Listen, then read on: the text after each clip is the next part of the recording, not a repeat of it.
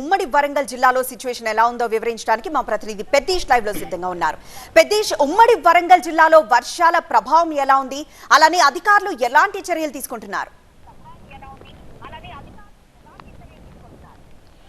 ఈ ఏడాది ఏకదాటిగా 12 గంటలకు పైగా నిర్విరామంగా వర్షం కురవడం మాత్రం ఇదే ప్రథమం.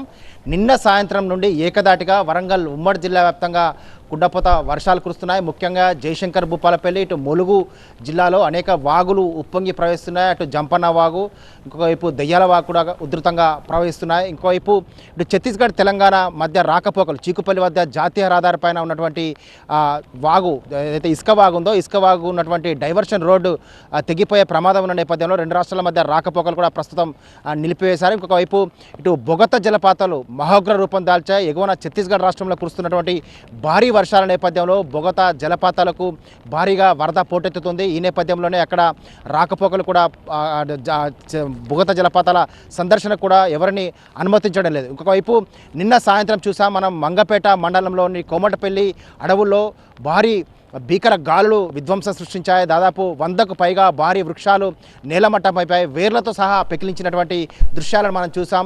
అంటే గత 2 ఏళ్ల క్రితం కూడా ఇదే విధంగా మేడారం అడవుల్లో భీకర గాలులు బీభత్సం సృష్టించాయి. మేడారం అడవులో దాదాపు కొండాయి నుండి ఇటు రెడ్లవాడ వరకు, అంటే దాదాపుగా కొండపర్తి వరకు మొత్తం 12 కిలోమీటర్ల మేర చెట్లన్నీ కూడా తుడిచిపెట్టుకుపోయాయి. సేమ్ అదే తరహాలో నిన్న బీభత్సం సృష్టించాయి.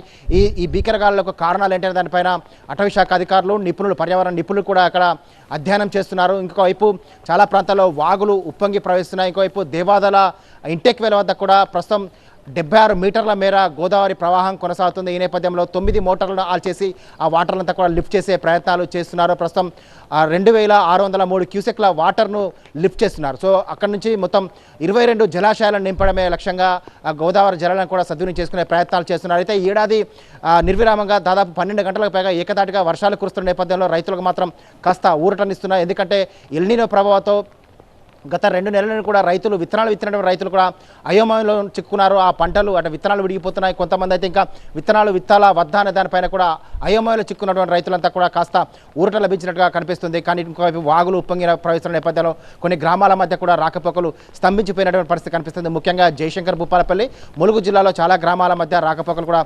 స్తంభించిపోయినటువంటి పరిస్థితి కనిపిస్తుంది. ఇంకోవైపు భూపాలపల్లి జిల్లాలోని ఓపెన్ కాస్ట్ గనుల్లో కూడా వర్షపు నీరు చేరి ఎక్కడెక్కడే వర్షపు నీరు అంతా నిలిచిపోయిన నేపథ్యంలో భూపాలపల్లితో పాటు తాడిచెర్లలోని ఓపెన్ కాస్ట్ గనుల్లో కూడా ప్రస్తుతం అయితే బొగ్గు ఉత్పత్తి నిలిచిపోయింది.